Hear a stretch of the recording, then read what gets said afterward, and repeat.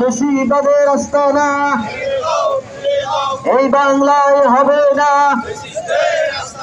ফ্যাসিস্টদের দেশের এরা আওয়ামী তাদের সরকার যে কারণে ফ্যাসিস্ট হয়েছে সেই ফ্যাসিস্টের পুনরাবৃত্তি যাতে না হয় এই জন্য সামনের নির্বাচনের যে পদ্ধতিগুলো আছে প্রত্যেকটা দলকে সমান অধিকারে তাদেরকে সেই সুযোগ সুবিধাগুলো বর্তমান উপদেষ্টা মণ্ডলীর কাছে আমরা দাবি রাখবো।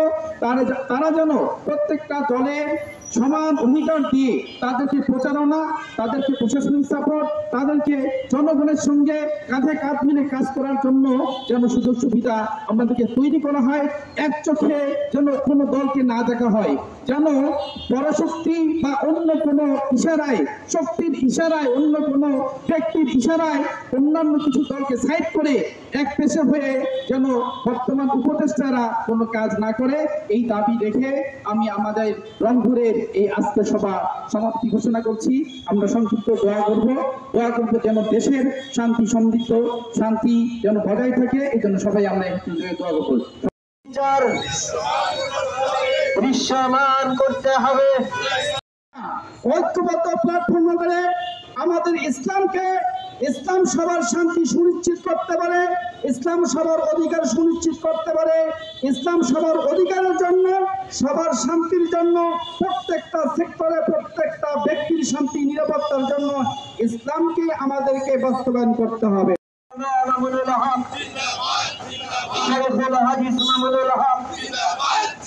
সময়ে বিভিন্নভাবে জুলুম অত্যাচার নির্যাতন করেছে এই বাংলার মানুষের উপর।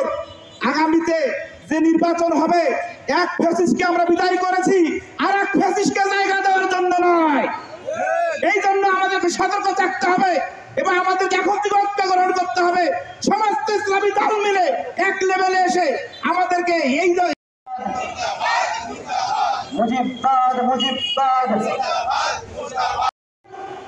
যদি একটি ভাই এ দেশে দুর্নীতি যাচাইতে পারবে না, আর কোন দলের সঙ্গে দুর্নীতিবাজ এই বাংলার জমিনে পয়দা হলে বাংলার কোন জনগণ কোন প্রশাসনকে ছাড় দিবে না।